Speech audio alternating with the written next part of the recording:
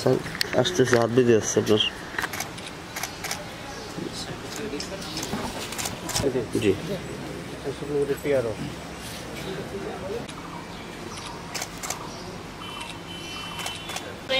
صراط الذين أنعمت عليهم غير ولا الضالين.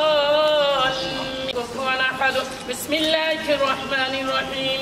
قل هو الله الصمد لم يلد ولم يولد ولم يكن منك السلام منك السلام وإليك يرجع السلام دارك دار السلام تبارك ربنا.